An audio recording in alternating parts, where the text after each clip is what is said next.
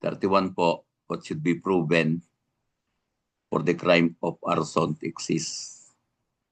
Pakitandaan po nito, this is a questions not relating to investigation. Half of investigation lang ito. Kasi mayroon pong dalawang bahagi ng ebidensya needed pagka CDI. Ang una po, yung pong elements of the crime, otherwise known as corpus delicti, kaya po yung nasagot.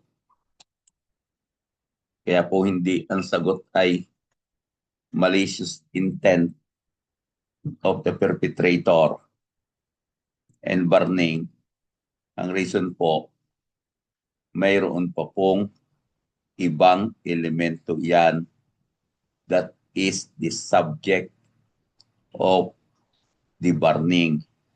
It must be real property or personal, special personal property such as motorized conveyance. Kaya po, hindi ang sagot ay B and D. Ang reason, ang direktang sagot po ay corpus delicti of the crime. Pag sinabing corpus delicti, we are referring to the substance of the crime. Substance means the different elements of the crime of arson.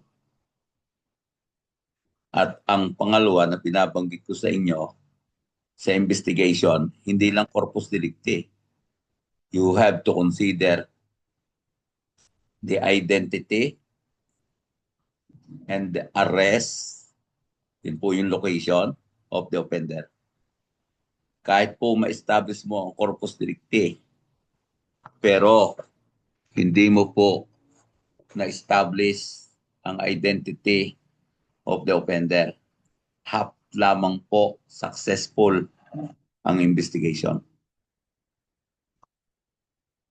Dahil wala ka pong pwedeng sampahan ng reklamo. At assuming po naman na may nasampahan ka na reklamo, it will result into the acquittal of the person for failure to establish his identity. Kaya po makikita mo ang investigation, dalawang malaking bahagi. Ang una, you have to establish the different elements of the crime and you have to gather evidence.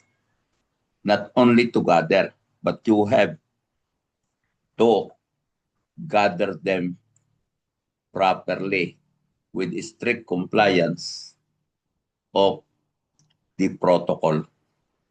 Dahil kahit nakuha mong ebidensya at ito po ay hindi inobserve ang strict protocol, yung ebidensya ngayon, kahit sabihin mo, siya na ang pinakamagaling na ebidensya, and yet, hindi po ito tatanggapin bilang elements of corpus delicti. Ay di talo na po ang krimen. And then, another problem or concern of the investigator is to how to establish the identity of the offender.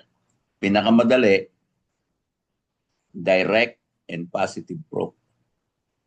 Pag sinabing direct and positive proof,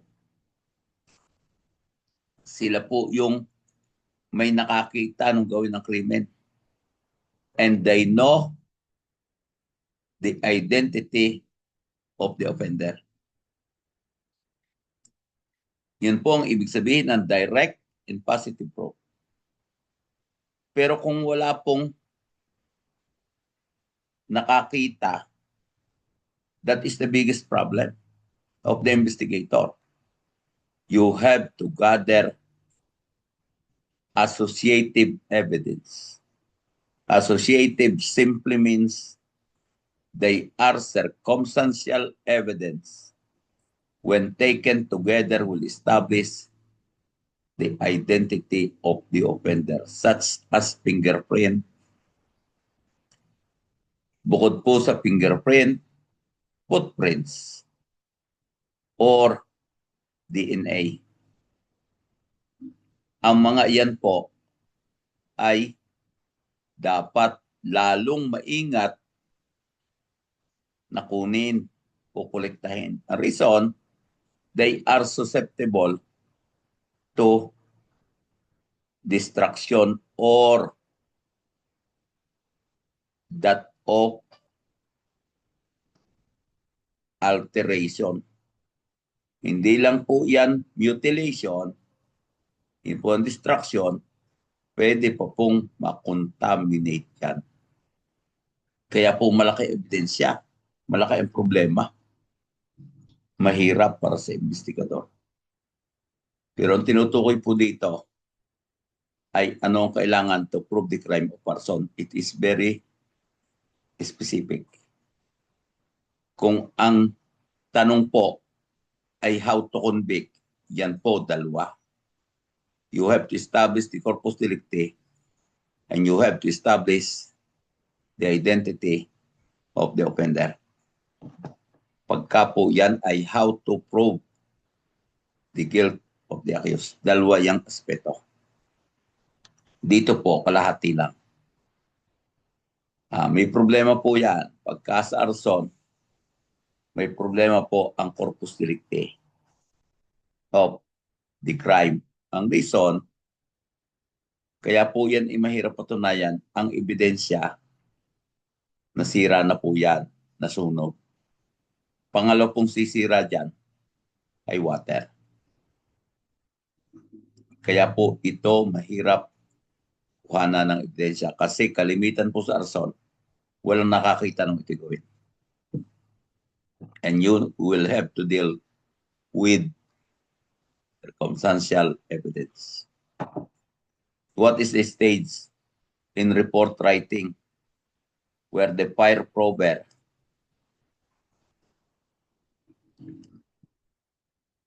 assesses his report and interprets some facts if needed?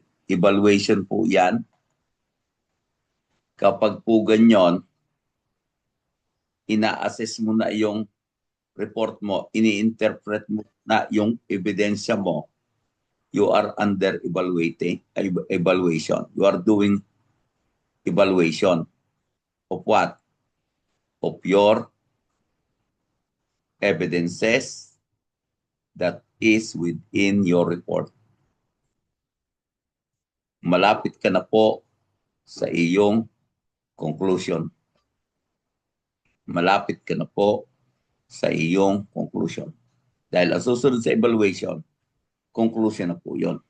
Ano po ang conclusion? Ano po yung krimen na nagawa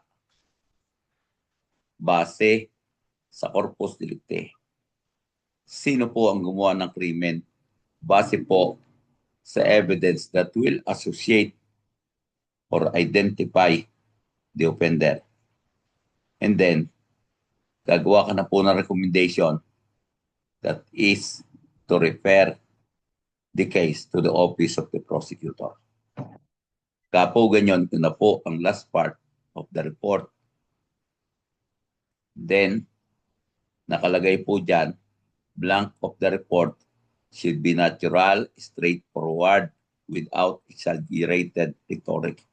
Synopsis po, pag sinabing synopsis, siya po yung brief summary of your report, investigative report.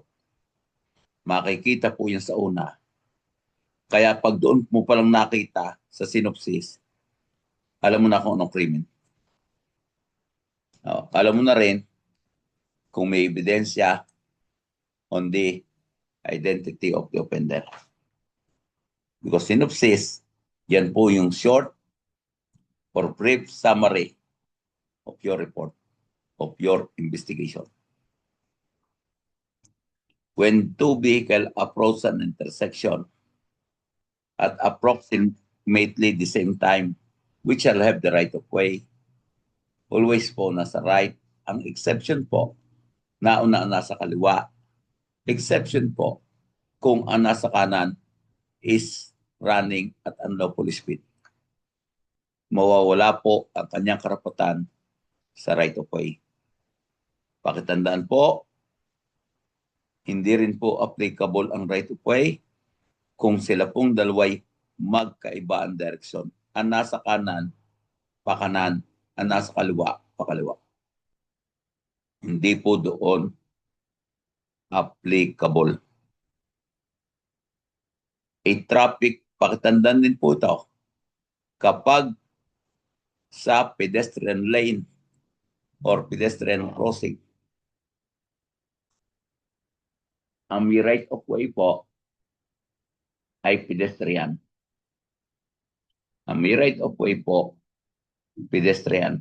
Ang exception to the rule, kung may traffic light or may traffic enforcer, it will be the traffic enforcer who will give signal when and where the pedestrian should cross the street. At kung may traffic light po yan, it will be the traffic light that will designate kung kailan pwede nang tumawid ang mga pedestrian. Yan po yung exception to the general rule. Paano po sir kung walang pedestrian lane, pedestrian crossing? Tandaan po ito, ang may right of way ay ang sasakyan. Ang may right of way ay ang sasakyan. A traffic police officer station the route of parade has been ordered by his superior to allow no cars to cross the route. Ibig sabihin po, yung unang spelling na route dapat may E. It should be R-O-U-T-E, route.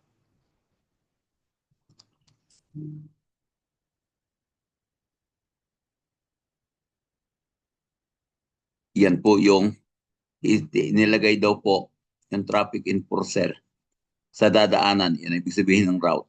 Sa dadaanan ng parade at sinabihan ng kanyang superior, wala kang dapat palampasin o pakrosin kasi kanto.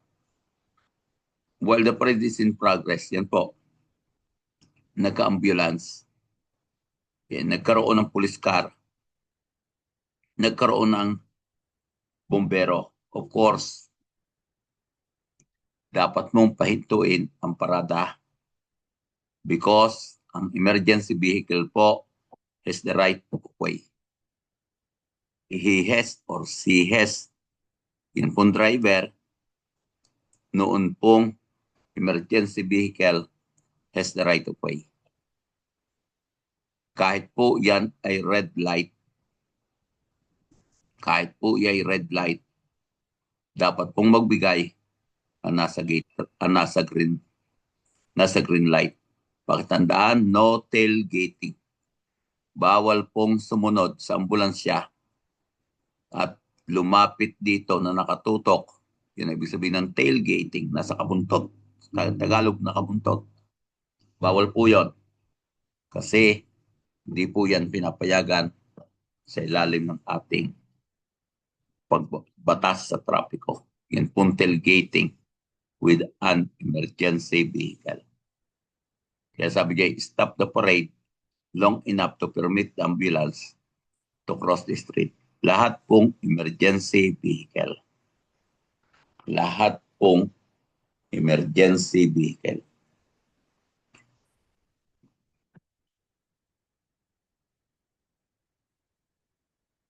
When approaching in an intersection where the flashing yellow is on, the motorist should proceed with caution. Slow down po and proceed with caution. Paano po kung nasa red, flashing red? Flashing means pakindat-kindat. Kung flashing yellow, meron ka pong flashing green, wala. It's either flashing yellow or flashing red. Ano po ibig sabihin nyo? Maluwag po ang traffic. Usually po nangyayari yan pagka 10 oras na ng gabi. kapag oras na ng gabi.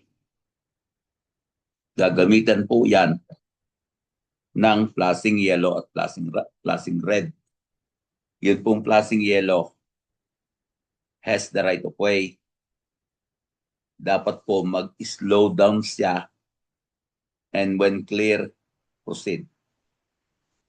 Ay kapag po flashing red, yan po, he must stop. Maliwanag po yan. He must stop and proceed when the lane is clear. Iba po yan sa flashing yellow. Ang flashing yellow, mag-slow down siya. Then proceed with caution. Yun pong flashing red, dapat po siya huminto. See? Dapat po siya huminto. Then proceed with caution.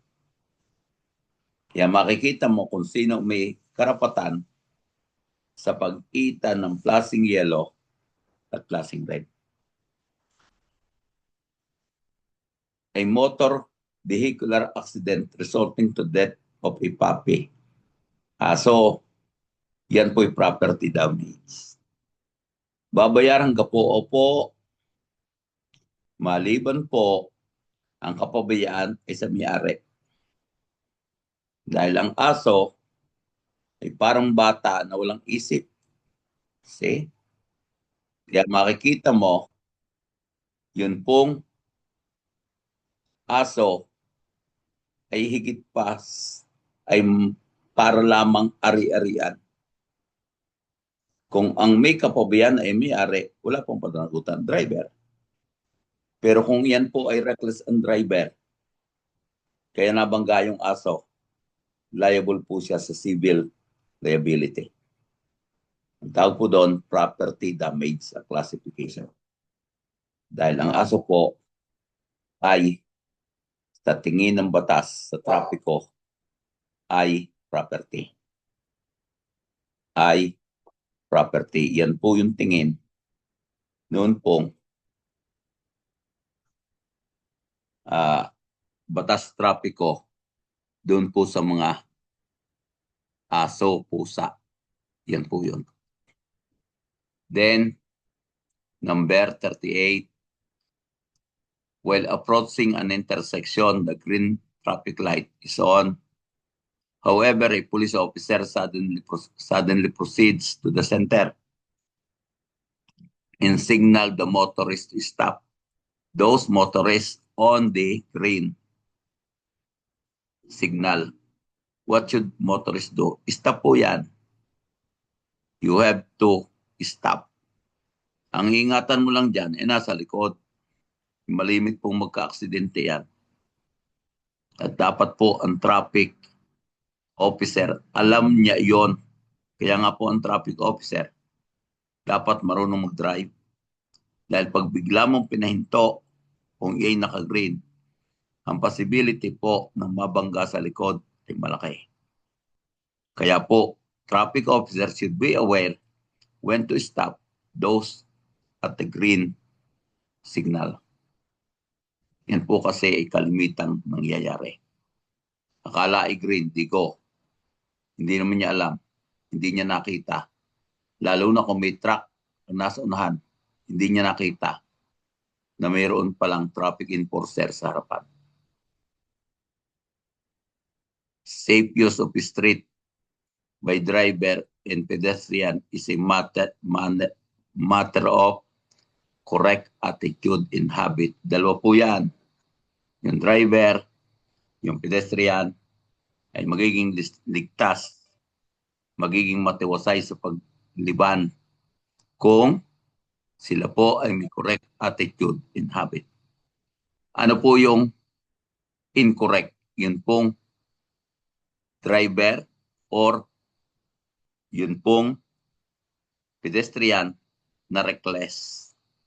Ano po yun, sir? Without regard to the safety of other.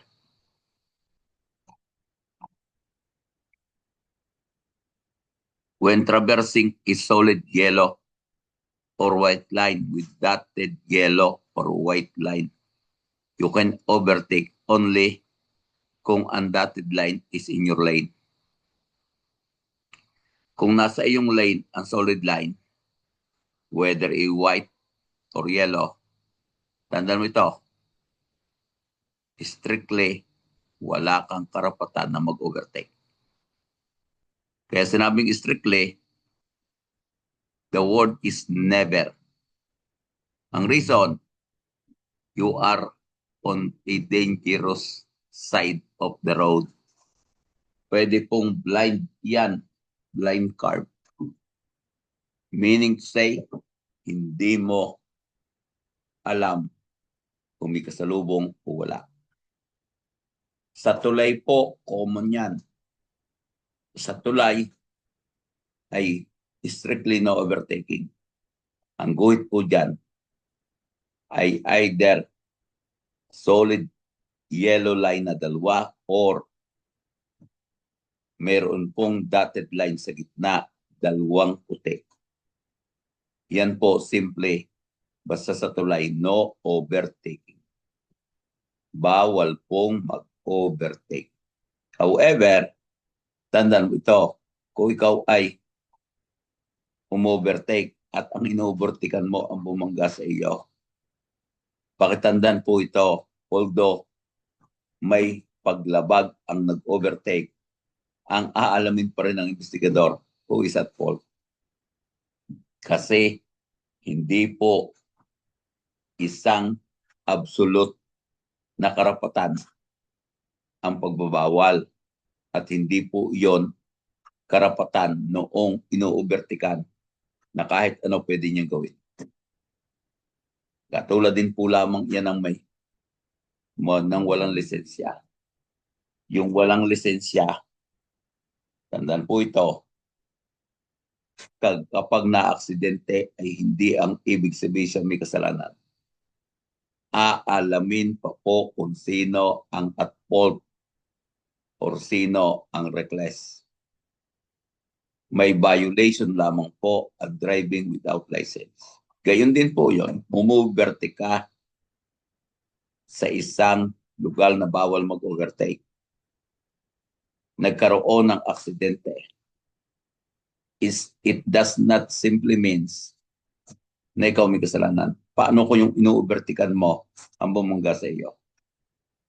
Ayan po, kung ikaw ay may kasalubong sa isang lugar na bawal mag-overtake at ikaw ay nagka-aksidente, ikaw po ang at fault dahil ikaw ay dapat mag-ingat. Kaya nga nasa iyong linya ang no overtaking. See? Nasa iyong linya, no overtaking. Saan pa po bawal ang overtaking? Kahit po yan po walang yellow line. Sa tapat po ng school, doon po sa may men at work. Kung nakakita ka ng men at work, hindi po pinapayagan ang mag-overtake doon kahit wala pong solid line. Sana po maliwanag. Kapag po sa school, you have to reduce your speed at 20 miles per hour. You have 20 kilometers per hour. You have to reduce your speed. Mayroon pong signal, opo. Mayroon pong kulay yellow na makikita na bilog sa gilid. School zone. Kapag po men at work, yellow din yan. May mukhang nagpapala. Yung drawing niya nagpapala. Bawal pong umovertake sa mga yan. Kahit po dotted line ang nakalagay. When traversing a solid yellow line or white line with dotted yellow or white line, you can overtake only, binangitan po natin yan. When two or more vehicle approaching at the intersection almost at the same time. One is traveling along the national road while the other is traveling on the secondary road. Always po, ang national road ang may right of way. Pero tandaan mo ito, kahit siya ang may right of way, tandaan po ito sa right of way, kung ikaw ang may right of way, hindi yun absolute right na babanggain mo ang walang right of way. Maliwanag ang sinabi ko, you can be held liable.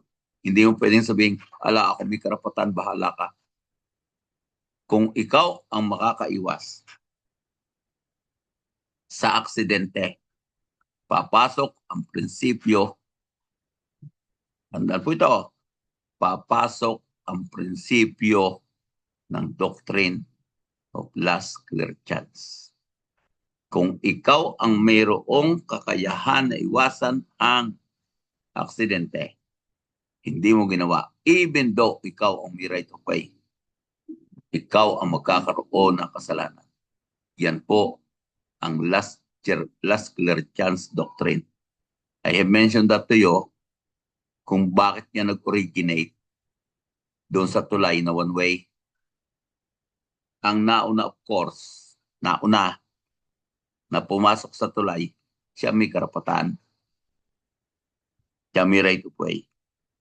Ay ngayon, pumasok ang sasakyan, ay yung karetela na batak-batak ng kalabaw ay pumasok din. Hindi ito kinonsider nung naka four-wheel drive or four-wheel vehicle. Itinuloy pa rin niya ang kanyang pagpapatakbo, resulting into the accident. Nabangga niya yung karetela na sugatan ng pasahero. Yan po, doon isinilang ang doctrine of last clear chance. Kung ikaw ang mayroong pagkakataon para makaiwas sa aksidente, ang riyong right of way ay mawawala. Ikaw ang kakaroon ng pananagutan.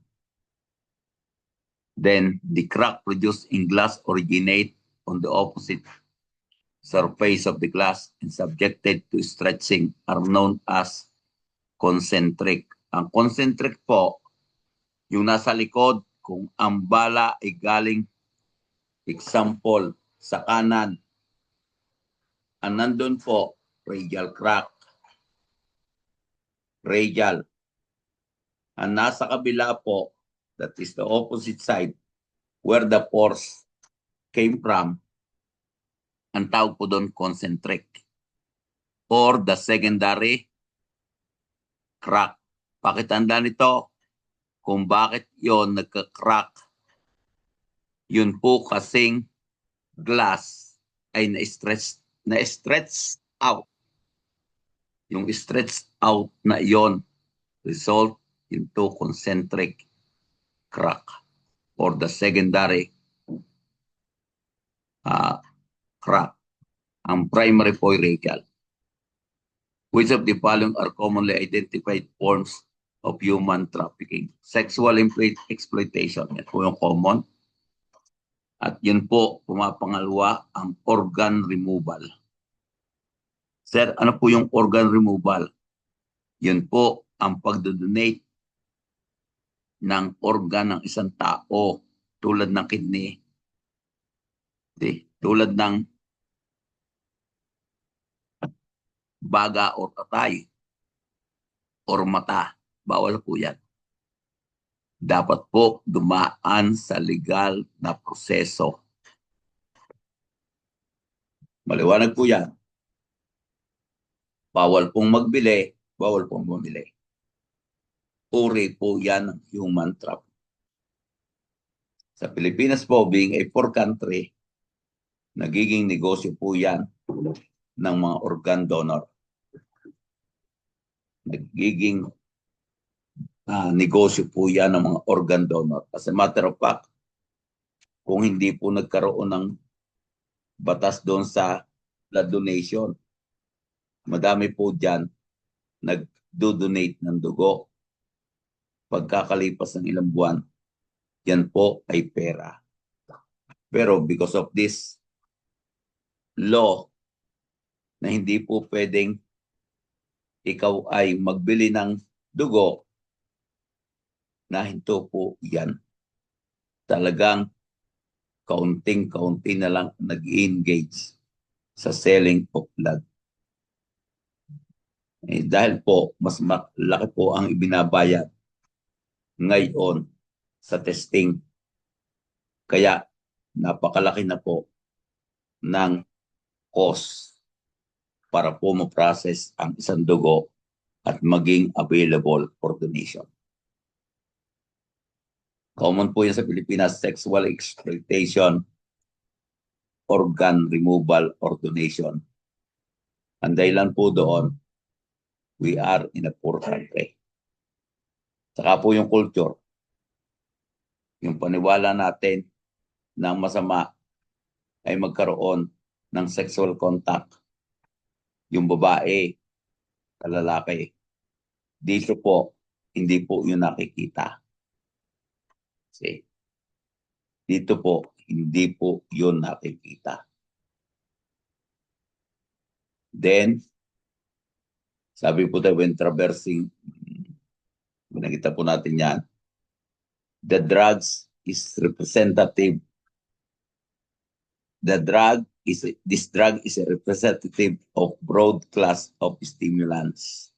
Amphetamine po, amphetamine. Yan po ang broad class of stimulants. Ang dahilan po, kahit naman po methamphetamine, makikita mo amphetamine din yon. Kaya po yung synthetic po kasi yan. Kalimitan sa stimulants ay laging kabahagi si amphetamine. Laging kabahagi si amphetamine. Shabu po is also stimulant. Yan po yung methamphetamine hydrochloride. Yun pong shabu. Meron pong natural form. Example po galing sa halaman o po cocaine yun. Siya po ay isa ring stimulant.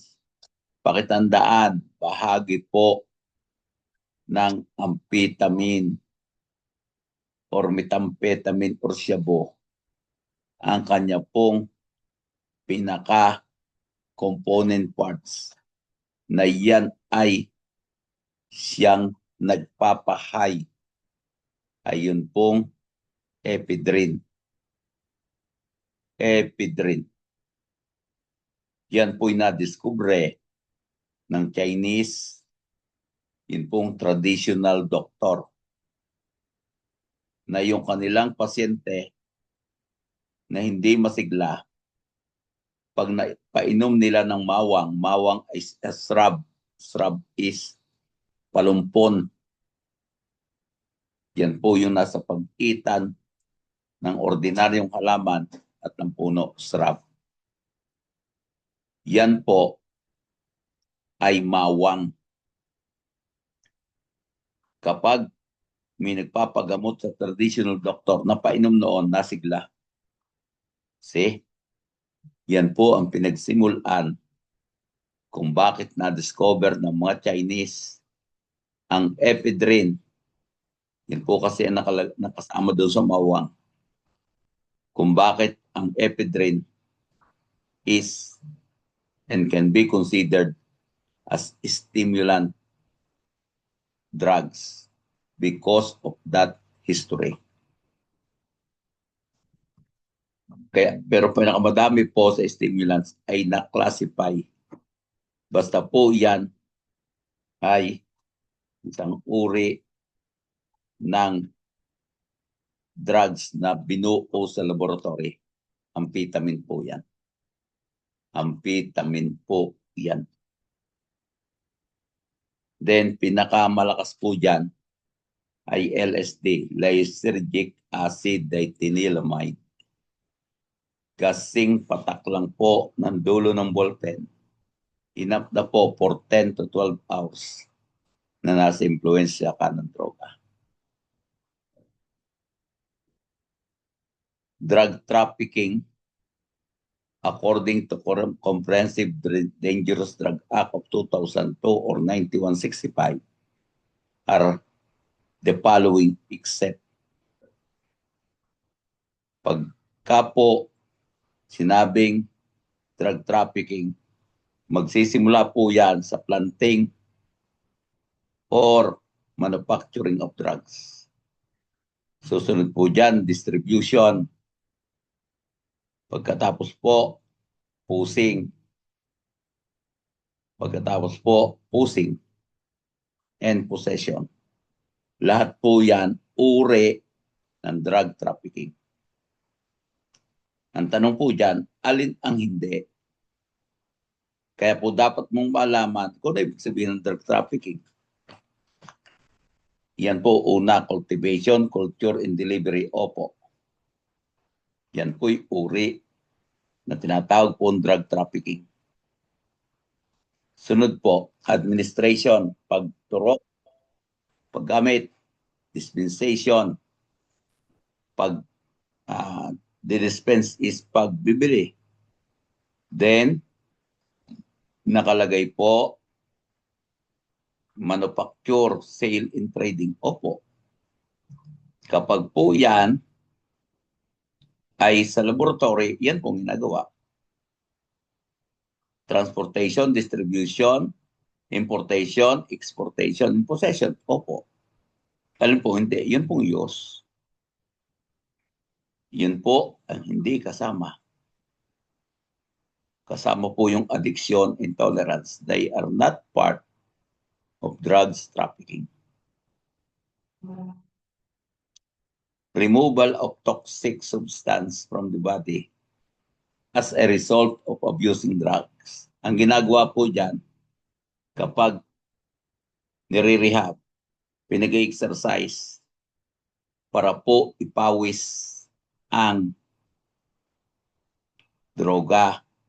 Ang tawag po doon, detoxification. Ang tawag po, detoxification. Detox is paglilinis po noon pong internal organs ng isang tao who previously used dangerous drugs. Magkakaroon ng complete rehabilitation after detoxification. Kaya po pinapapawis.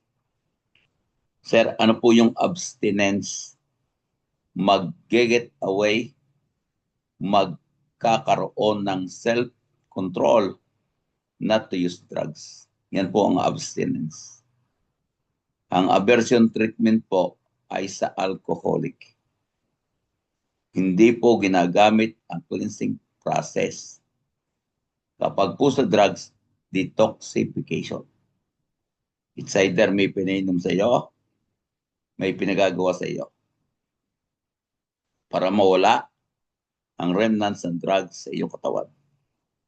Iba na po ito before. Before kasi, bibigyan ka ng drugs pagkatapos paunti ng paunti hanggang mawala ka na ng dependency sa droga. Ngayon po hindi.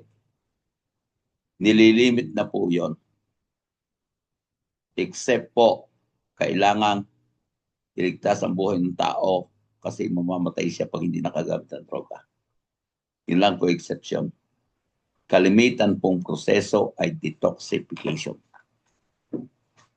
Detoxification ay pinagpapawis po or binibigyan ng gamot para po ma-detox, malinis yun pong kanyang bloods at iba pang bahagi ng katawan.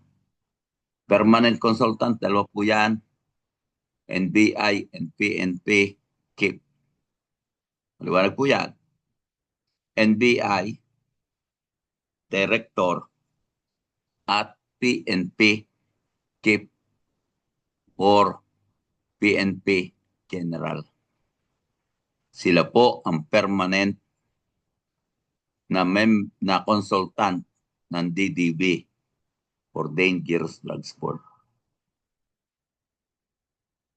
Then, drugs that affect sensation, thinking, hallucinogens po yan.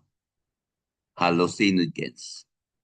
Pag sinabi pong euphoria, anong ibig sabihin nun? States or state, wala pong S yan, of well-being. Pag sinabing state of well-being, maganda, masarap ang pakiramdam sa kanyang sarili. Kaya po pag ecstasy, euphoria ang epekto noon.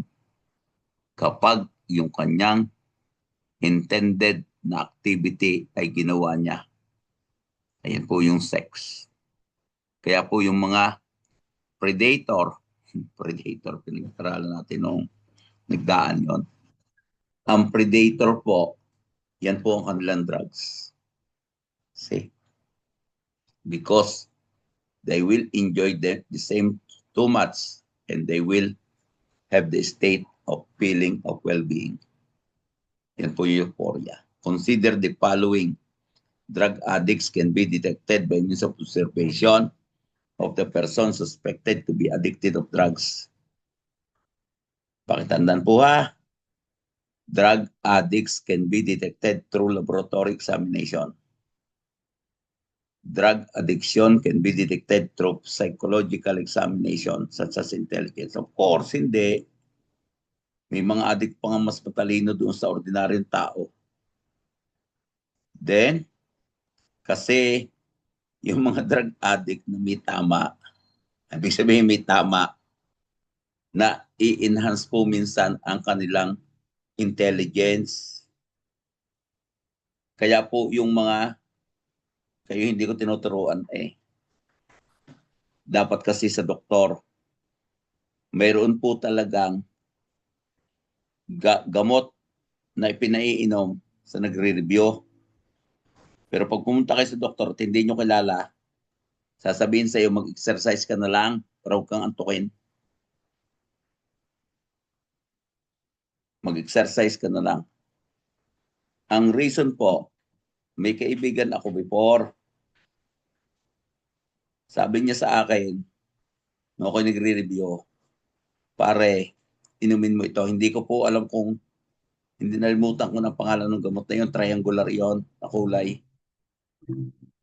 Kulay orange. Para kulay orange yung gamot na yun. Kapag nainom ko po yon, full concentration ako, hindi ako naantok. See? Kaya sabi ko, may mga addict na mas natalino kapag mayroong droga. Ang reason, nataas po ang kanilang concentration at hindi po sila naantok. Yun po ay posible. Kaya hindi pwedeng mag-undergo yan ng intelligence, personality at aptitude test para sabihin mo siya ay addict. Hindi po yon. Kaya ang sagot lamang dyan, 1 and 2. Yung lamang pong observation. Ang reason po, kapag po ang drug addicts, kalimitan po kapag stimulants, ang mga yan ay hindi na kain ang ramdam busog kasi state of well-being. Pakiramdam na ngayon, busog.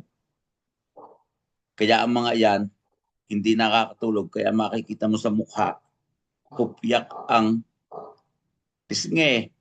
Pagkatapos, nakausli ang mata. See? Yan po ay indication na yung tao ay mayroong tendency na gumagamit ng droga. Pero hindi lahat yan. Baka naman po may sakit. Example, may goiter. Talaga namamayat po yon at nausli ang mata. Drug addicts can be detected through, of course, siya po ay i-examinin, paiihiin para po magkaroon ng drug testing. Binanggit ko na ito sa inyo kung bakit ihi ang kinukuha. 200 times po ang presence ng drugs doon po sa ihi kumpara sa blood. Sana po maliwanag yon. Kaya ihi ang pinakukuha sa tao. Yun lamang pong buhok yan po ay mahal ang drug laboratory test. Pero siya po ang pinaka matagal. Pwede pong 5 buwan ma-detect pa ang paggamit ng droga ng isang user. See? Yan po yung sa buhok. Japanese technology po yan. Pero yung sa ihi po, kaya nire-require ng batas pagkahuli within 24, dapat po madrag test. Kapag hindi na po pwede. See? Maliban po, pumayag yung tao, pero pwede na po niyang igiit na hindi na ako nagpapadrug test. Pero kung yan po within 24 hours, tandaan mo sinabi ko, hindi siya pwedeng humindi. Ang reason, tulad din po yan ng pagkuha ng dugo doon sa DNA. Tulad din yung pagkuha ng picture or photograph for purposes ng record or identification. Yan po mag-shot. Pagkatapos po, pagkuha ng fingerprint. Hindi ka pwedeng tumanggi na magpa-drug test. Pero kung after 24, pumayag ka, wala pong problema yon. No as the big four of drugs. Yan po ang 1 and 3. Heroin and cocaine. Ang heroin po ay sa Russia. Gano'n nga ang percentage sa Russia. Mapakalaki po ng percentage sa Russia na ang ginagamit ay heroin. At sa US po, cocaine naman ang una. Then, yan po, marijuana and methamphetamine. Sila po yung big four. Global ha. Pag sa Pilipinas, number 1 shabu. Maliwanag po yan. Sa Pilipinas, ang number 1 shabu. Yun pong shabu, nataas yan. Ang ecstasy po ay hindi ganyong kataas ang use niyan. Ang methamphetamine po, which is also a stimulant, yan pong methamphetamine ay laboratory produced drugs. Ang cocaine po ay plant-based. Then, product of combustion, which combustible materials and oxidizing agent react to heat. Yan po yung fire. Active po ha. Active product of combustion is fire. The first to be observed in ascertaining the causes of fire ay point of origin of fire. Point of origin of fire. Kaya po mahirap, another reason why mahirap ang arson investigation, doon mo po yun hahalukayin sa pinakailalim ng nasunog na structure. Kasi lahat pong sunog, maliban po mayroong trailer. Trailer is susundan ng apoy. Lahat po yan pataas. Kaya kung nasunog sa second floor, hindi madadamay ang first floor. Malibang binusan ng gasolina mula second floor pababa dahil lahat ng sunog pataas. See? Kaya kung yan ay origin of fire, nasa pinakailalim yun. Isa pa po yung reason. Sir, ano mo makikita doon sa point of origin of fire? Yun pong how fire started. How fire started. Yun pong binanggit kanina, kailan ang building masasabi na siya ay may arson kasi yun pong building is over-insured. Yan po'y 80% ayon sa determination ng hukuman. More than 80%. More than 80%. Para po masabi na yung building ay over-insurance. Or labis ang insurance. Sir, bakit po yan ay sinusunog? Para po ang babayaran ay higit ng 80% sa aktual na halaga ng building. Sa aktual na halaga ng building. Pagka po ganyan, prima facie evidence of arson. Paano po kung hindi naman over-insurance, pero sa isang taon, 2 beses nagkasunog? Yan po ay prima facie evidence din po ng arson. Kung sa buhay ng sa isang taon, sa isang insurance, may 2 o higit pang sunog na nangyari. What will happen in case one or more electrical appliances overloading po yan?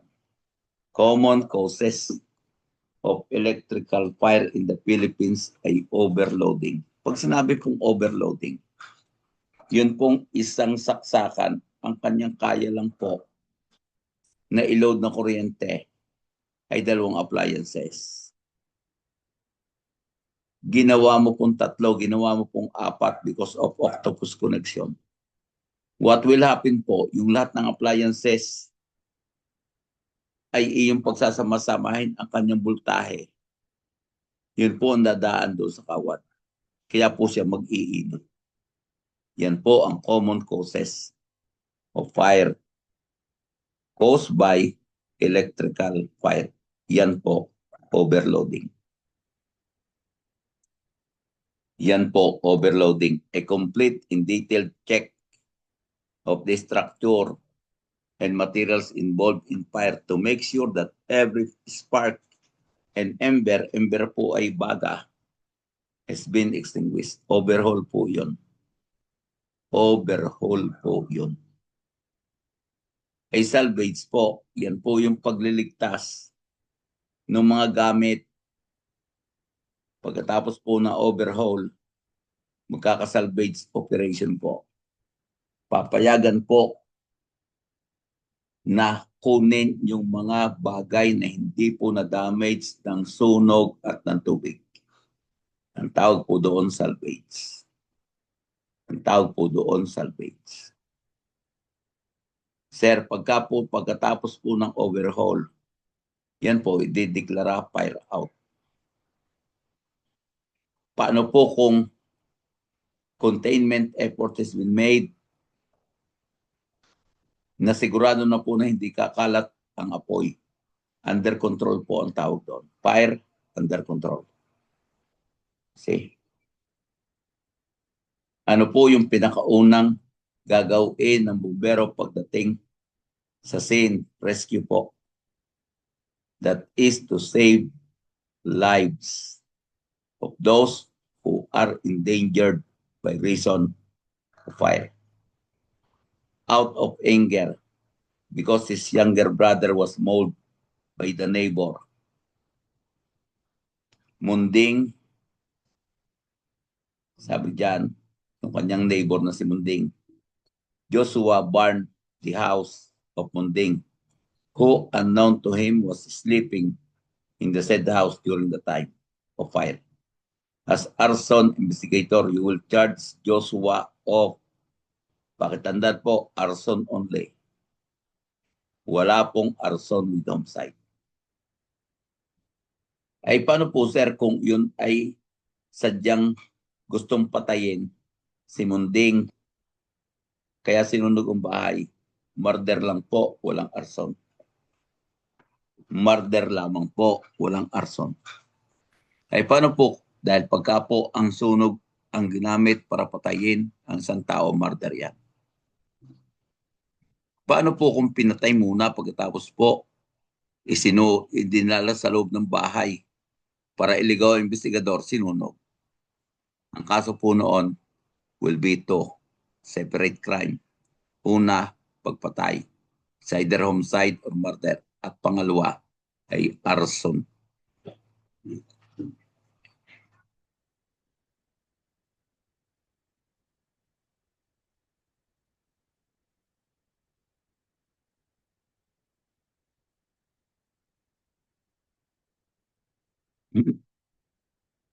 Okay, let's proceed.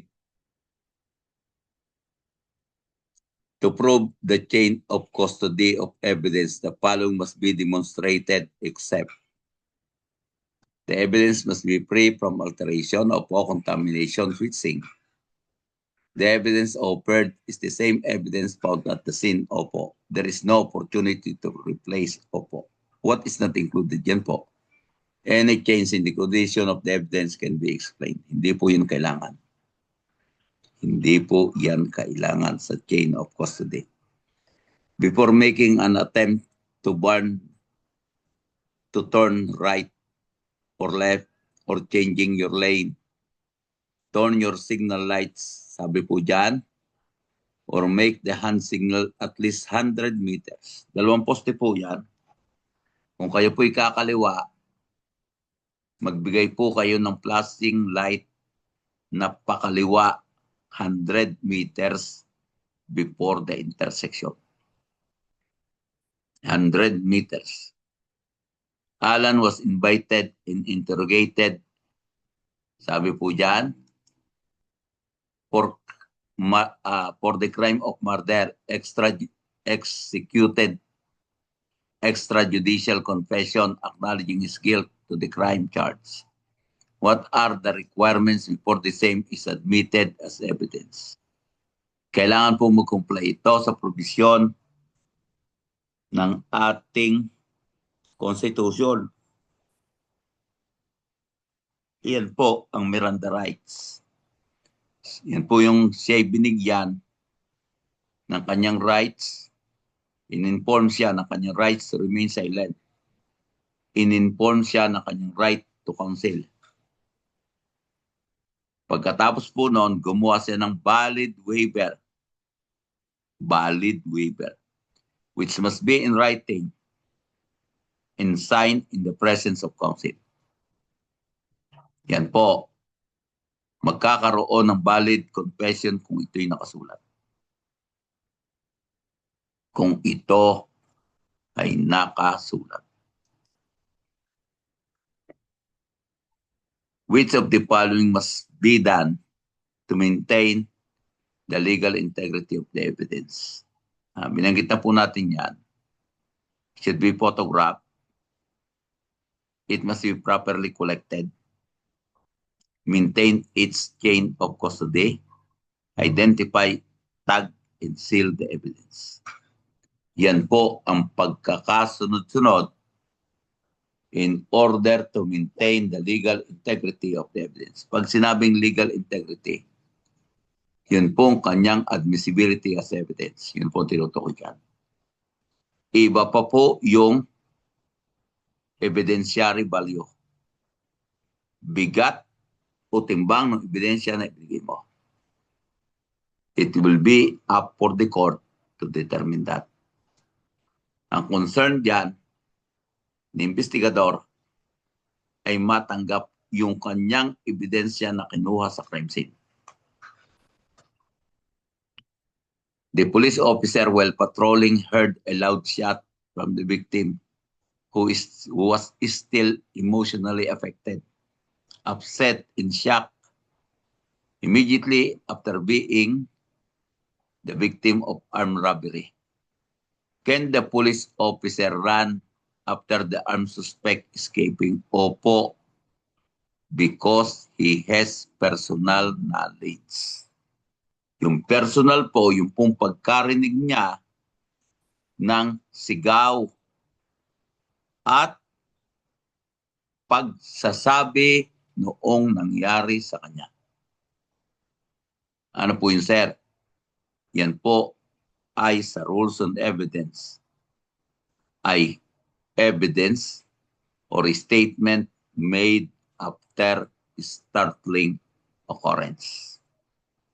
The acquisition of domain with, sabi po dyan, in the internet with bad faith to profit, mislead, destroy the reputation, and deprive the others from legally registering the same. Yan po ay cyber squatting. Yan po ay cyber squatting.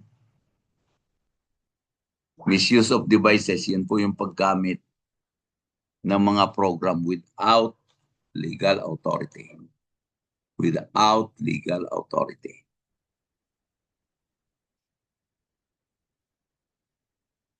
Kapag halimbawa may tanong po ang tanong A about drugs, tapos ang nasa choices po ay methamphetamine and shabu. Tandaan po kung yan po ay class, methamphetamine. Pero kung sinabi po yan na iyan ay 4 months cocaine or ang kanyang main ingredient ay ephedrine, yan po ay shabu. Kung yan po ay sinabi, if cocaine is for plants and blank is for laboratory, shabu yun kasi parehas sila ang epekto. Pero kung yan po'y class of drugs, referring to a class of drugs which are classified as stimulants, ang tama pong sagot, methamphetamine. Pero kung hindi po, specific po yan, shabu po yun. Yan po kasing shabu ay layman's term. Ang methamphetamine po ay technical in nature. Ang methamphetamine po, para maging shabu, should be added by hydrochloride. Methamphetamine hydrochloride. Kaya po yung shabu ay may acid. Kasi masanghir, amoy, muriatic acid, yung panlinis ng banyo, yung matapang, because of the hydrochloric acid.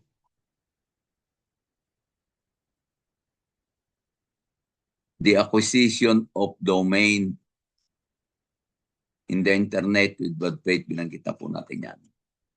When operating directly or indirectly of any lascivious exhibition of sexual organ, sexual activities. Kung yan po ay minor, child pornography ang ikakaso. Eh bakit po, sir? Mas mataas po ang parusa ng RA 9775 kaysa 10175. Kaya po kung ang child pornography ay mas mataas kaysa cybercrime, kasuhan mo dyan, and then ilagay mo yung nakalagay sa Article 6 in relation to 10175. Ano po yun, sir? 1 degree higher ang magiging penalty. 1 degree higher.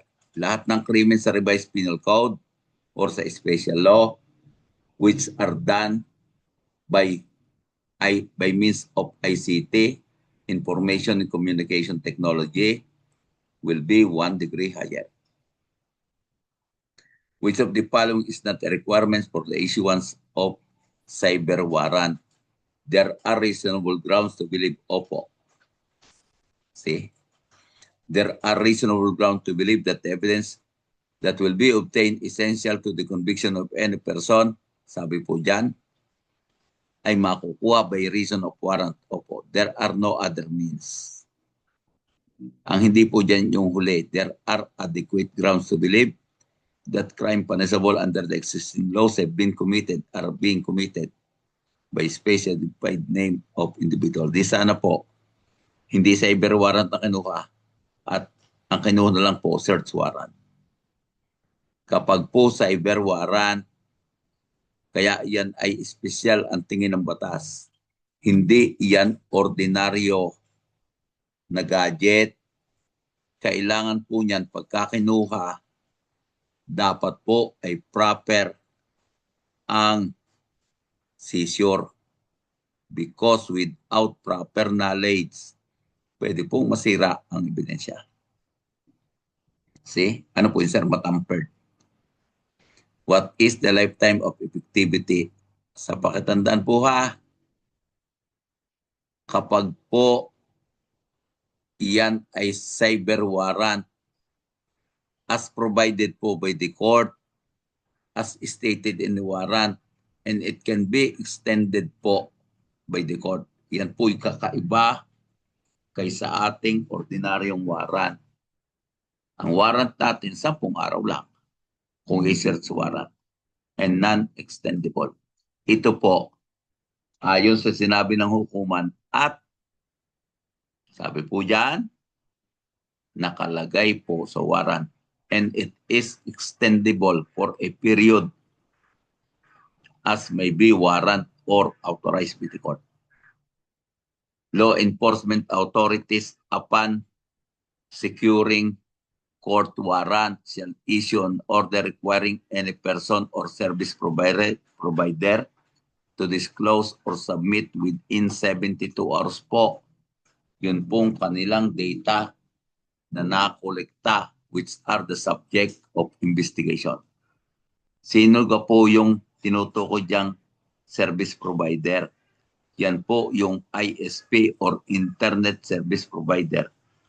Si PLDT, si Smart, si Globe, si Converge, or any other Internet Service Provider.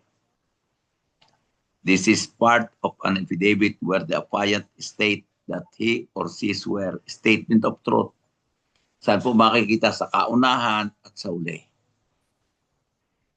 Sa kaunahan at sa uli. Ng ano po sir? Ng affidavit. See, nung narration. Ang po doon statement of truth. Sir, yun pong statement of facts. Yun po yung body ng iyong affidavit. Yung pong jurat, yun ang kahulihan kung saan po sinumpaan ang nasabing salaysay sa harap ng isang tao, lawyer, or person authorized by law to swear. Yun pong nagbigay ng affidavit. Ang tawag po doon, statement of truth. Ay, jurat. Ang tawag po doon, jurat.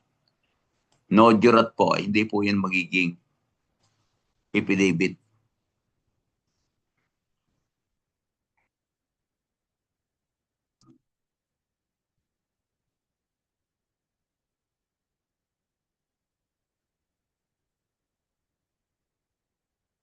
Sir, yung king of all drugs po, lumabas po noong board noong February.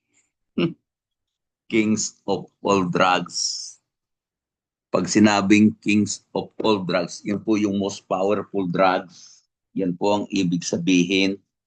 Yan po yung, tandaan po ninyo ito, methamphetamine po yan, yung pinakamalaki na source ng droga. Kaya sabi diyan, king of all drugs.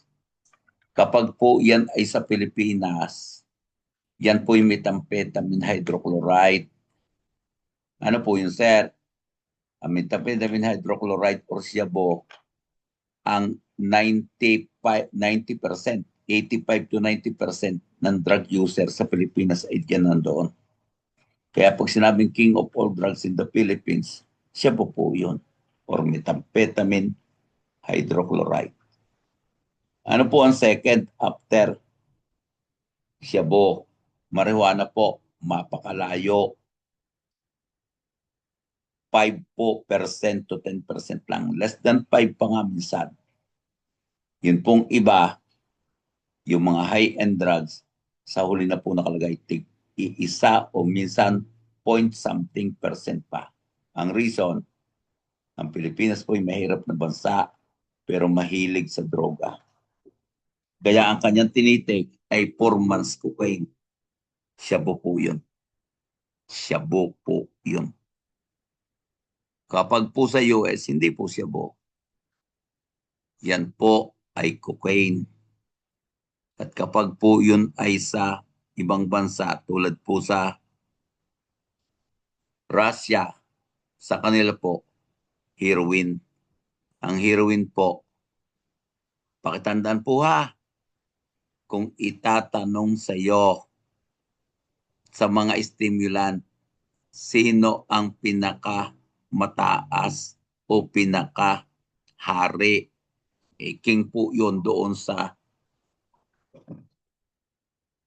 depressant.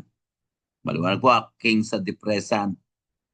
Yan po ang iyong heroin. Ang heroin po, from the word hero. Siya po ay 4 times na malakas sa iyong ordinaryong droga. Yan po ang iyong heroin. Ang reason, ang morphine dinevelop para po gamutin ang opium addiction. Pero ang ginawa ng mga addict na nagamot ng morphine from opium, lumipat sa morphine.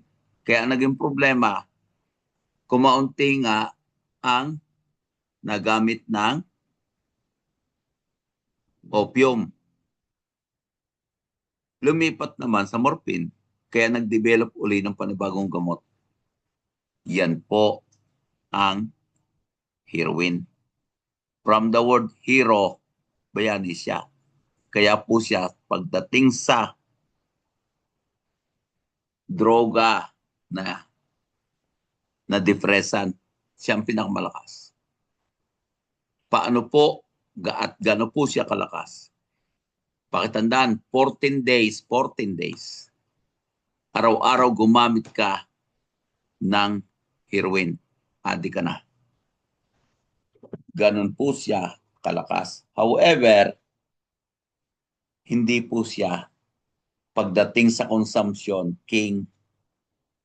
Wala na po kasi sa uso ang epekto ng heroin, ng morphine, ng opium. Dahil iyan po will become one will become inactive. Para lang lasing, makakatulog ka. Yun ang tama ng mga yan. Hindi yan katulad ng ng shabu, magdamag, mulat. Magdamag, mulat. Kaya Cebu sir, ang worst dyan, pagka ikinakadalawang taon na gamit, tandaan mo ito, kung nakaka-addict ang heroin, sa 14 na araw, ang shabu po pag nakadalawang taon, permanent po psychosis. Psychosis is sira sa ulo. Ang reason, poison po yon, yung pong mga kasama ng ephedrine. Ang ephedrine po ay cancer ang dinudulot sa katawan. Yung iba po diyan, tulad po ng tubig ng battery, may kasama po yung ganyan, toluene. Yung mga yan po ay pinaliliit ang brain, pinapatay ang ibang ugat sa brain. Kaya pag nagtagal ng paggamit ng shabu, sira ulo. Sira ulo. Kaya kung nagamit ka ng shabu, nakatagal ka, masisira ulo mo kasi brain ang magiging damaged part of your body. Brain po.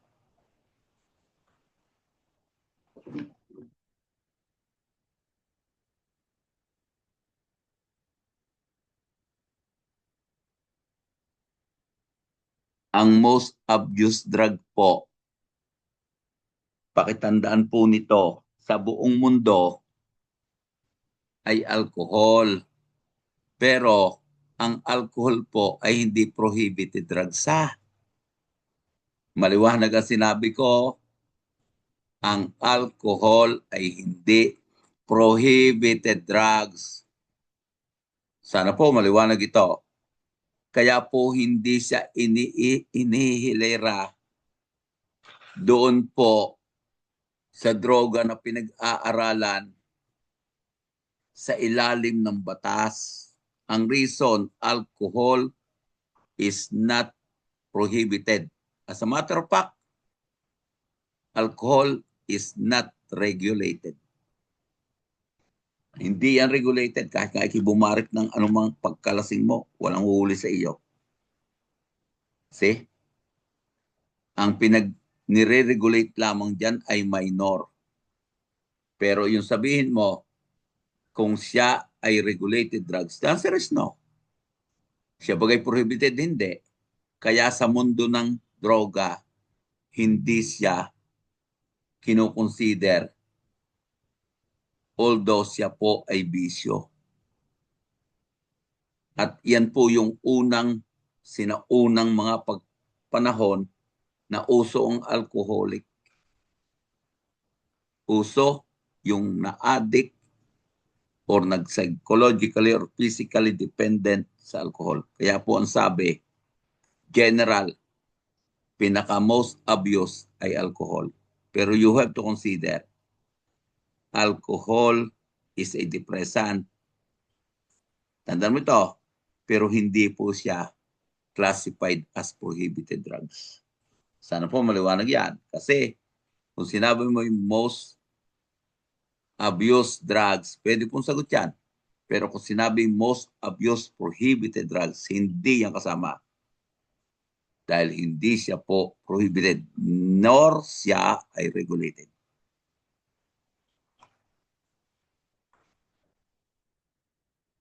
Ay bakit po sa ibang bansa ay marami ang nagiging alcoholics? Ang reason, sa Pilipinas ay kakaunti.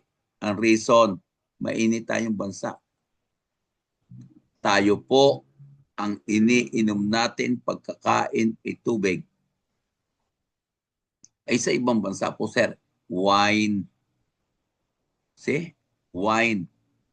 Babae at lalaki, hihingi ng wine para inumin. Ang reason, cold country po sila. Malamig na bansa. Kaya po doon, sa halip na tubig, ang kanilang ginagamit na drinks ay alcohol. Sa Pilipinas po, hindi yun mangyayari kasi tayo po ay tropical country. Kaya po sa atin, may na alcoholics, pero ilan lang yan.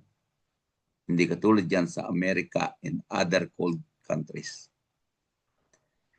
The final step in an affidavit where the affiant is in front of a notary public. Jurat po yun. I mentioned that to you.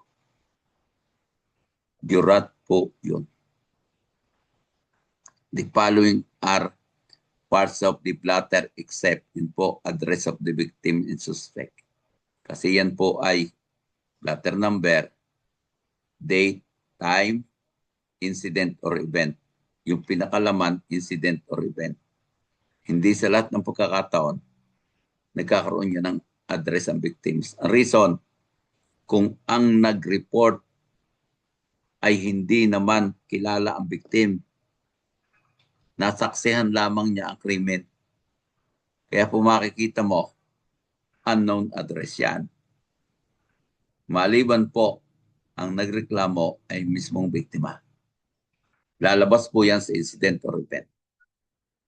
Ang nasa kaliwa po, blatter number. Ang blatter number should be in their chronological order as to time. Then date, then time, and then the incident or event, and then disposition of the case. Ang pinakadulo po, disposition of the case. The following are not parts of investigative writing except, alin daw po ang hindi, pakitandaan po nito, not except, ibig sabihin ay parts. Lahat po yan parts. Maliwanag po yan, lahat po yan parts. Kaya po sagot, all of this. Dahil yan po, tanggalin mong not, tanggalin mo except. The following are parts of investigative report writing. Nandyan po ang letterhead. Nandyan po yung authority. Nandyan po ang location, date, time, and place. DTP. And then the body of the report. Then, based on the body of the report or facts of the case, you will now have to compose your findings. And then, dito lang po pwedeng magbigay ng opinion base sa ebidensya ang investigador. Saan po, sir? Sa conclusion. Lahat po dyan sa body and findings, dapat po'y factual. Kung ano yung sinabi sa iyo, kung ano yung nakita mo, tadtad ng bala, eh hindi po yan pwedeng magbigay ka ng konklusyon na galit yung kung wala pong ebidensya. Kung wala pong ebidensya. Bawal pong magbigay ng opinion sa investigation report. Ang except po sa conclusion. But your conclusion na opinionated must be based on facts of the case. In an investigation report, where can you find or place this statement? Memorandum issued by, sa authority po yan. Ano po makikita dyan? Inherent, meaning to say, investigador ka. Paano kung hindi ka investigador? You must have authority from the chief.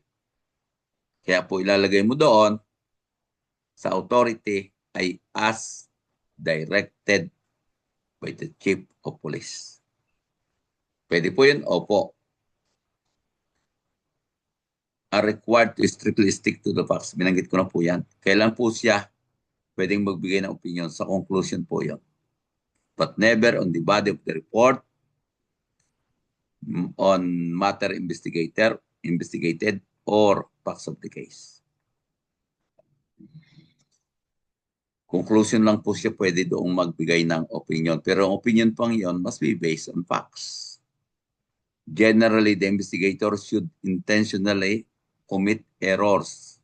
Ang purpose po niyan, para po hindi maitanggi noong taong iniimbestigahan mo na hindi niya nabasa at naunawaan ang pinipirmahan mo sa kanya. Dahil ang suspect po, pwede niya sabihin yun, hindi ko po naunawaan ang pinirmahan ko kasi dapat po binasa, naintindihan niya ito. Kung hindi marunong bumasa, binasa sa kanya at ipinaliwanag ang laman nito. At may certification po to that effect. Ay paano po kung binasa pagkatapos po ng oras na nang ipinresent sa hukuman yung affidavit na ginawa ng suspect nung una ngayon akusado, ay sinabi niya hindi naman niya binasa ito. Yan po ang papakitang binasa niya. Ikinorek niya ang maling spelling nung isang salita o apelido sa loob ng investigation report. Bawat pages po yan ha. Bawat page. Dapat mag-error. At pagka napunan niya, mali po are. Siya po ang magtatama at siya po ay pipirma magagawa ng initial. Kaya pag itinanong, sinabi niya, hindi ko noon po naunawaan ang aking pinirmahan, hindi ko po ito nabasa. Ang purpose noon, para magamit na ebidensya ang investigation report.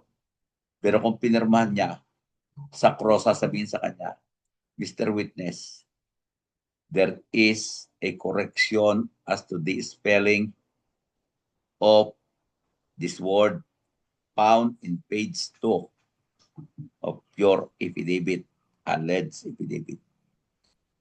Whose signature is this? Now I am showing to you the said correction with signature. Whose signature is this? Mine po, Your Honor. That's enough na po yon. Kasi hindi niya pwedeng itama ang isang spelling nang hindi niya binasa at naunawaan ang investigation report. Kaya po, yan ay intentional omission to prove that the said affidavit before the same is signed, binasa ito at naunawaan ito ng suspect. It is extremely hot luminous bridge. Arsing po. Pag sinabi pong arsing, nagka-break po yung kawad. Nagka-patlang na break. Hindi po mawawala ng kuryente. Pero, yun pong yung current ay magbe-bridge.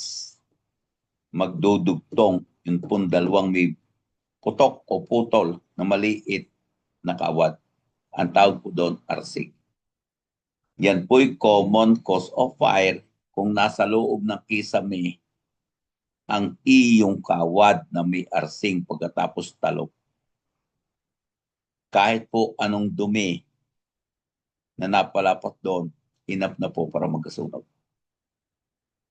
Kasi yun po'y extremely hot luminous breeze. Keyword po yan. Arsing po ang tawag. Arsing po ang tawag. Yung iba po niloko na lang ang spelling. A stage of burning when the plume develops. Growth po yon. Pagka po nagka-plume na, yun pong parang ang iyong apoy ay nadila. Ang tawag po dyan ay growth. Ang tawag po ay growth. Diyan na po nagsisimula na mag-entrance ng air. Entrance ay bumatak ng hangin. Kaya yung sabi ng sunugan, bigla pong lumakas ang hangin. Hindi yan tunay. Hinigop ng apoy ang hangin sa kapaligiran para siya'y tulungang bumilis ang process of combustion. Kaya po ang pakiramdam mo, nalakas ang hangin. Kaya nga po ang pinaka-technique para huwag agad kumalat ang apoy ay isara ang bintana at pinto ng lugar kung saan may sunog. Para po malimit ang supply of oxygen. Para po hindi agad magkaroon ng growth. Dahil pagkatapos po ng growth, plus over yon. Ang ibig sabihin noon, yan na po, napakalakas na ng paghigop ng oxygen na nasabing apoy. Hindi lang po tao ang kailangan ng oxygen, even po fire. Upon arrival and after assessment, the team leader ordered his nozzleman to direct their attacks to the adjacent building, which infuriated the owner of the building under fire. What strategies observed? Confinement po. Pagkatapos po tandaan po ito, pagkatapos po ng rescue, confinement yan. Para po huwag lumakas ang apoy. Para huwag pong umalat ang apoy. Yung ibig sabihin ng confinement. Limit the fire or the spreading of fire.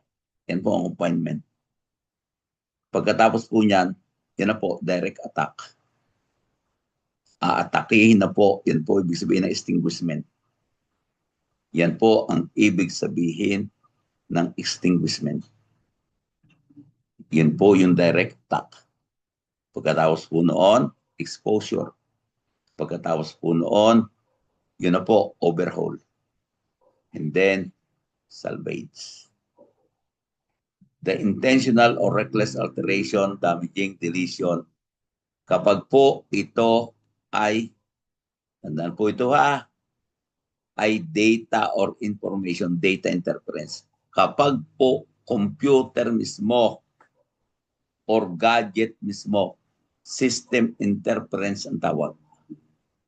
Kapag ang iyong dokumento na nakapasok sa iyong computer ang nasira, hindi mo mabuksan kaya ang tawag po doon ay data interference. Pero hindi mo bubuksan ang computer mo. See? Yan po ay system interference. Ano po yan, sir? Ang kwan po dyan ay meron pong virus na pumasok sa iyong computer maliciously. Kaya po nasira ang iyong data. Ang iyong computer ay hindi mag-function. Ang tawag po doon, interference. Kung yan ay yung nakalagay na mga dokumento sa iyong computer hindi mo buksan, data yan. O siya nasira. Pero kung mismong computer, ang tawag po dyan ay system interference. A type of scam. Keyword po rin pretending to be legitimate business, neighbor or innocent party. Ano po kinukuha? Personal information. Spoofing. Spoofing po. Masakit pa po sa spoofing. Minsan kung ang provider ay PLDT, may logo ng PLDT. Na pag kinilik mo, sa totoong buhay, hindi naman taga-PLDT. Kaya naniniwala ka. Yun po, ibig sabihin ng pretending to be a legitimate business. Kaya kung ikaw may GCash, may message sa GCash, tingnan mo po sa iyong email. Hindi po yan doon sa GCash, magme-message lang sa email mo. Kung yan po ay legitimate na GCash o Maya. Hindi po sila direktang pupunta sa iyo. Wala pong gayong ginagawa ang mga ito. Kaya po madami nabibiktima yung hindi marunong mag-ingat. Ang tawag po doon is spoofing. It is the fraudulent attempt to obtain sensitive information. Keyword po by disguising oneself as trustworthy entity in an electronic communication. Ano po yun, sir? Pinindot mo, nakita mo maganda. Nung pindutin mo, may link. Pinindot mo ulit, yari na phishing yun. Yari na phishing yun. Bakit po, sir? Yan po yun. Disguising oneself as trustworthy. Yung isa po, legitimate business. Huwag ka rin maniniwala sa bangko ay magme-message sa iyo para hingin ang iyong one-time password or one-time PIN, OTP. Kasi hindi sila hihingin sa iyo. Kapag may nagagayon sa iyo, spoofing yon. Kinukunan ka ng impormasyon para nakawan ka. See? Ang reason po, kaya pong makita ng bangko kung ano man ang nakalagay sa iyong deposito. Hindi sila hihingi ng iyong password. Never.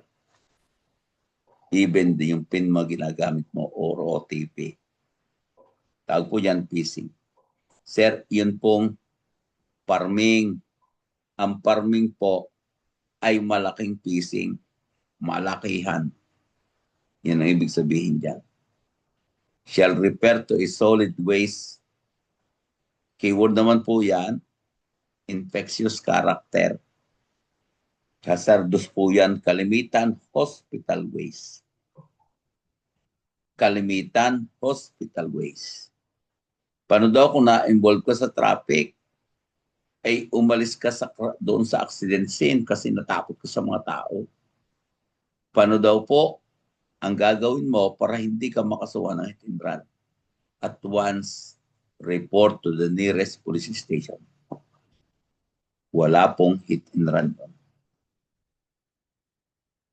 Then nakalagay po dyan, what is the cause of an accident when the driver after starting his vehicle immediately look. Sabi po dyan, immediately took the middle of the lane siya, initial behavior kaya nag-aksidente. Ano po yun, sir? Pag sinabing initial behavior, the time na kinabig mo o manubela mo pag-start, initial behavior yon. Kung yun ang dahilan, ang factor po sa iyong aksidente, initial behavior. Ano po ang undelayed perception? Kanina may pinag-usapan tayo. See? Yung response time mo na delay. Eh bakit, sir? Hindi mo nakita. See? Kaya nagkaroon ka ng response time, huli na rin ito. Kasi delayed po ang iyong perception. Perception means mata, tenga, ang mga bagay na ginagamit sa pagdadrive. And then common cause of accident is speed. as causes of accident. Pwede po yung delayed perception, pero pinaka-common po is speed. Pinaka-common po is speed. At yun po, recklessness, yan po ang initial behavior. Na ikaw ay gusto mong, nasa tabi ka, gusto mong gumita, kinabig mo na agad. Ang tawag po dyan ay initial behavior. It is the general rule of anti-drug operation that all drug law enforcement agencies, sabi doon, and prevention operation prior to actual conduct, dapat po gagawa ng pre-operation report. Kaya po mahirap sa droga, hahanapan ka ng pre-operation report para po maging proper ang iyong drug operation. Bukod pa po yung post-operation report, mayroon po pong pre-operation. Wala po sir, isya.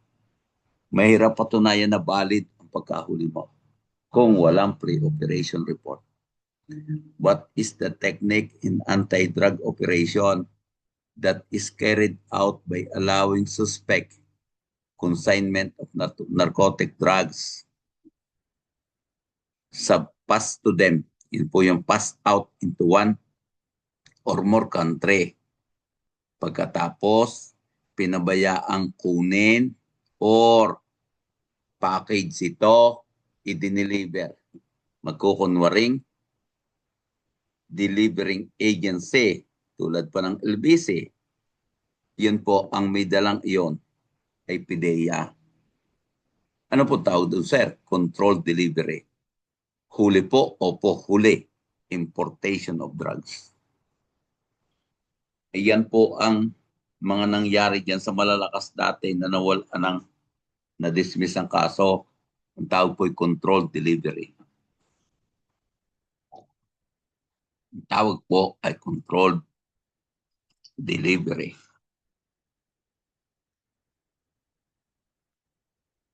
When the narcotic investigator takes a sample of that seized drugs, the desired sample should be placed in a suitable container.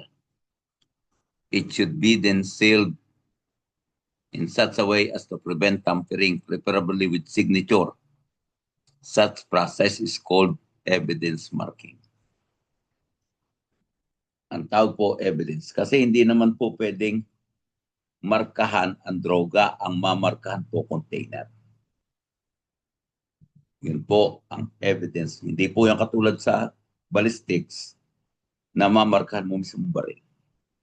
Ang droga po, ang dugo at kalintulad na ebidensya ay hindi na mamarkahan.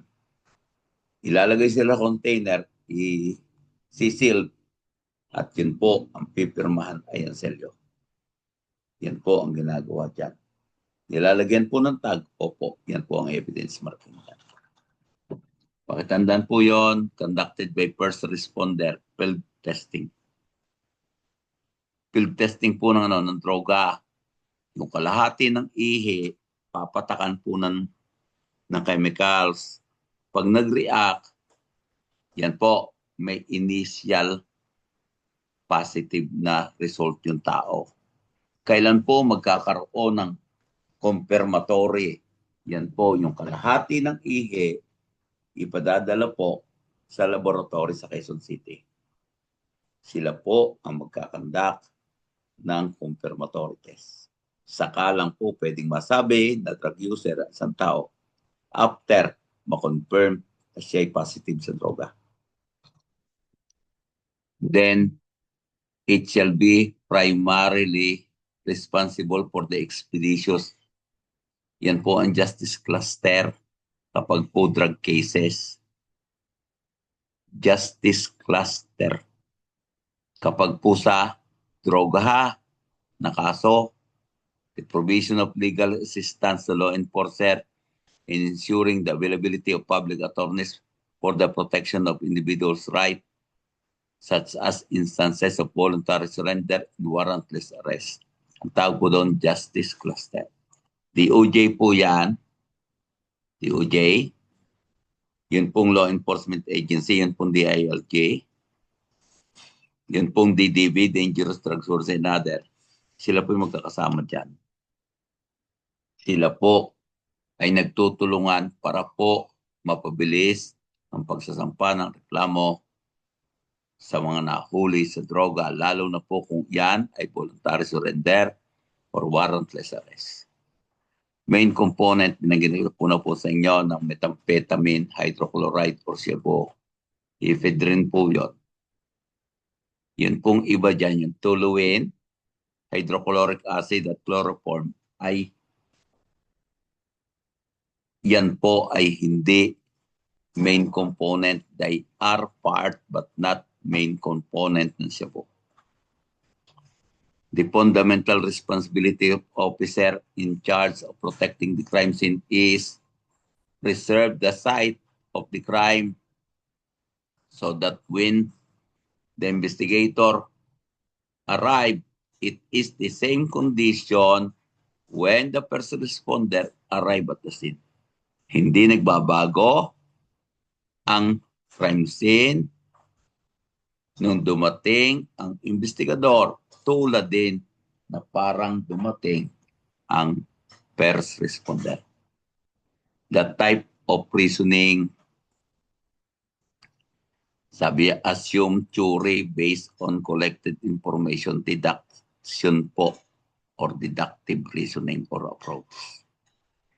After a fire, pakitandaan po, keyword po ha, reconstruction of the crime whereby the detective po ay investigator, assume a theory. Ang nag-a-assume na agad ng theory, ito ay revenge. Yan po yun. Ang sabi niya,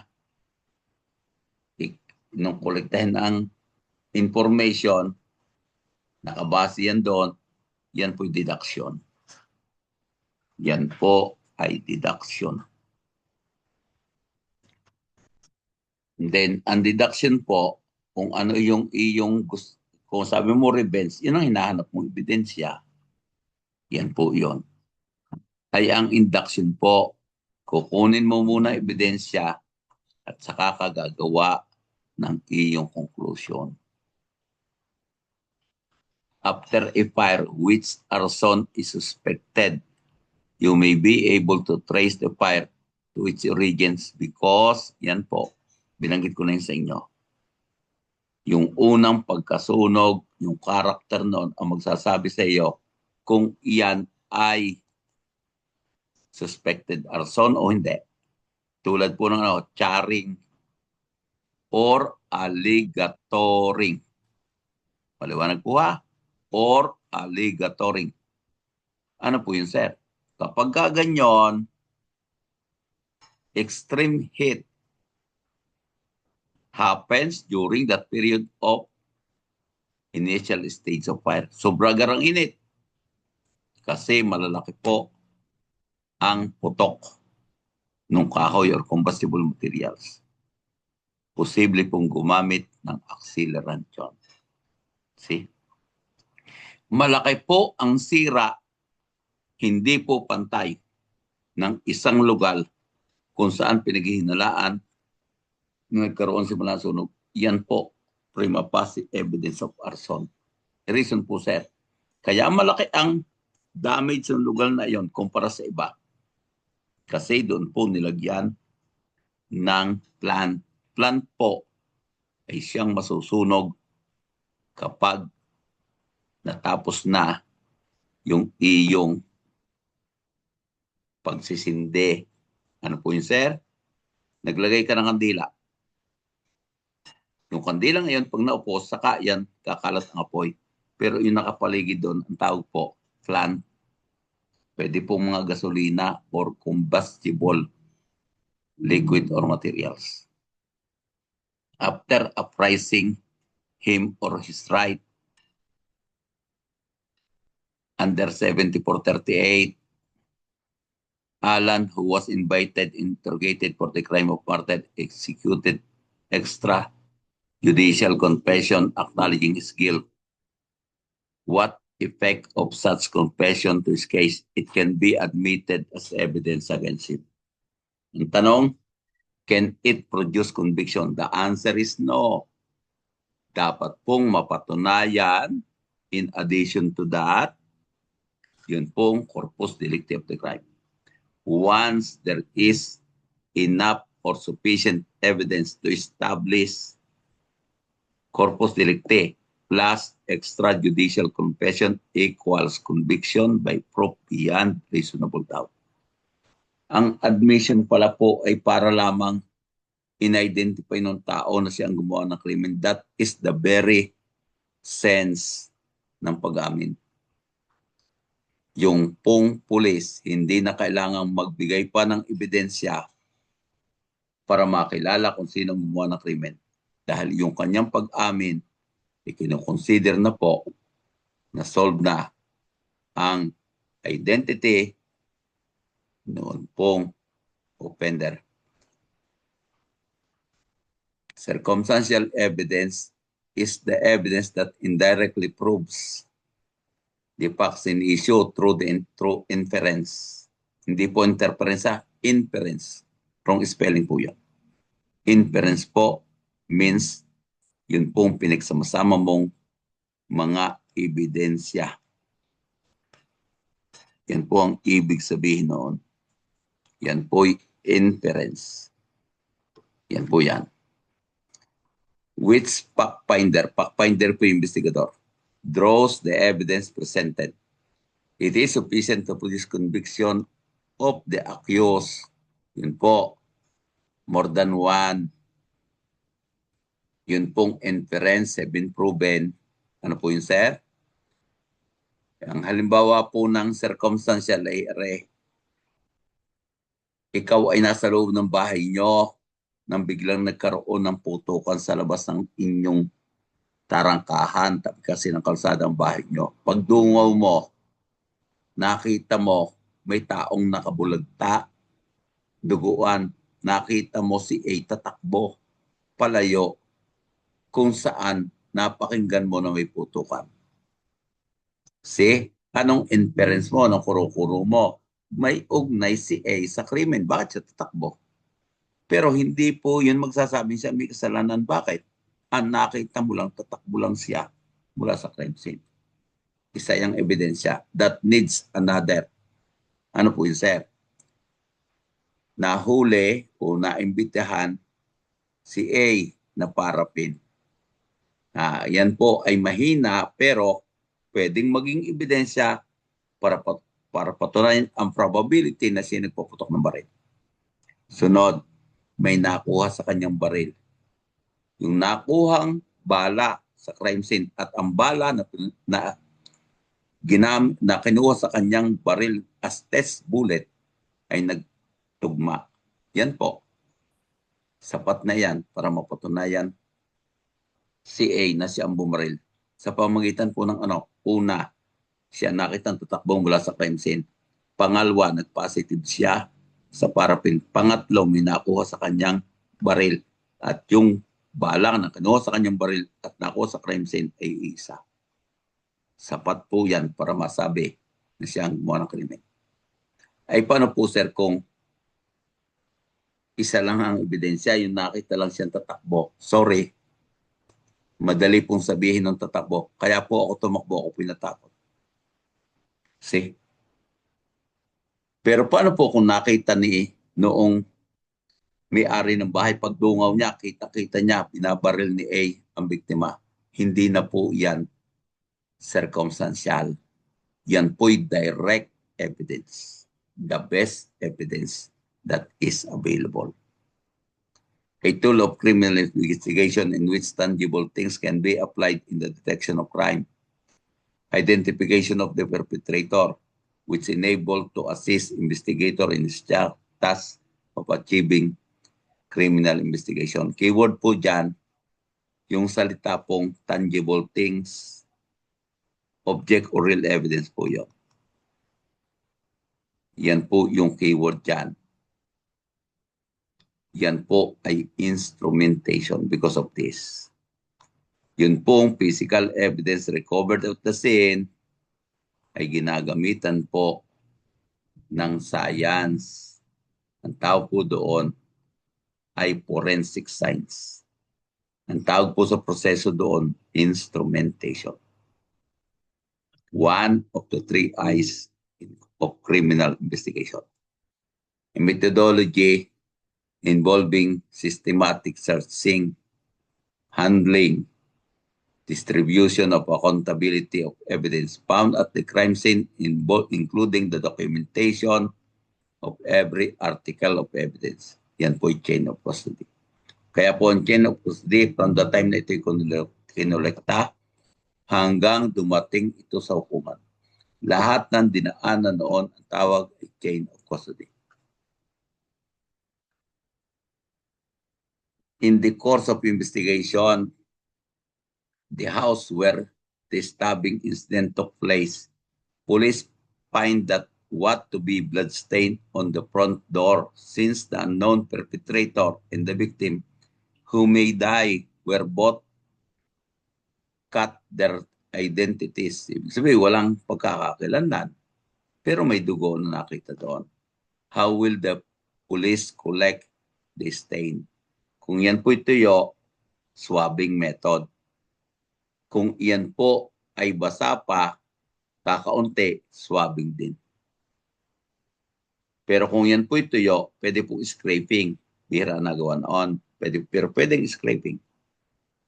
Pero kung yan po ay gusto mong kumuha ka ng isang swab at swabbing ang gagawin mo, babasain mo ito ng saline solution or distilled water.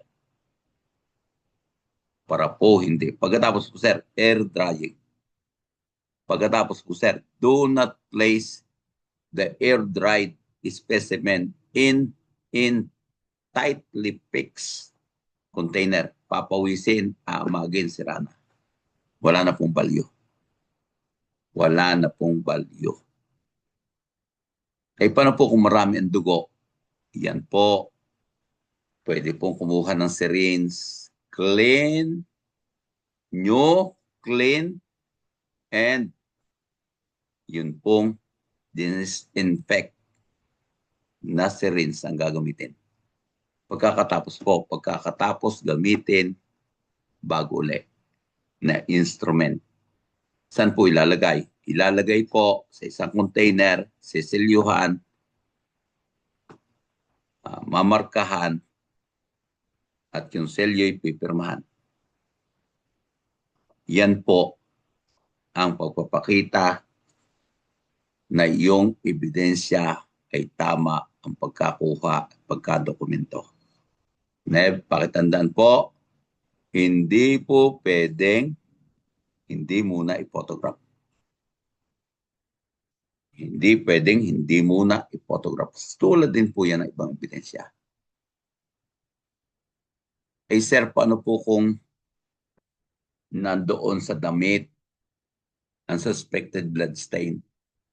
Dapat po itong kunin pagkatapos hindi po pwedeng ilamukos ito.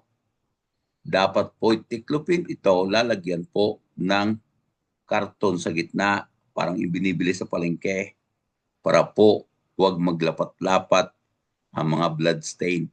Bakit po sir? Pag naglapat-lapat, magkakaroon po ng cross-contamination. Ano pong mangyayari sir? Mawawala ang individuality of the evidence. Admissible po no more. Hindi na po yan magiging admissible because of contamination. Assuming that you were a police officer responding to a shooting incident.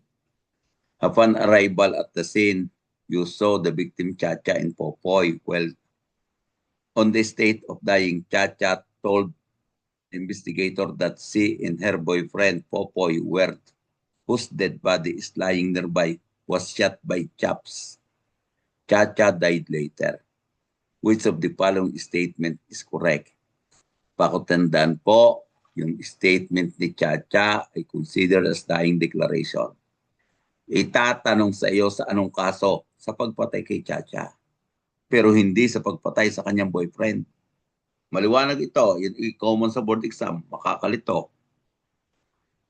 Kung dying declaration niyan, dapat namatay ang nagbigay ng declaration. Magagamit yan sa kasong homicide, murder, or parricide niya. Ayan tanong, yan bagay pwedeng matanggap bilang ebidensya sa kaso ni Popoy? Opo, pero hindi dying declaration. See? Hindi yan kasi ang dying declaration, yung tao na namatay ang gumawa. Ay si Popoy patay na, hindi siya nakagawa. Magagamit lang po yan, pero hindi po as dying declaration. Doon lamang sa kasong homicide, noon pong si Chacha. Only the portion of who siya Chacha, hindi po, i-consider po yan bilang bahagi noong ebidensya, pero hindi po yan mako-consider na dying declaration.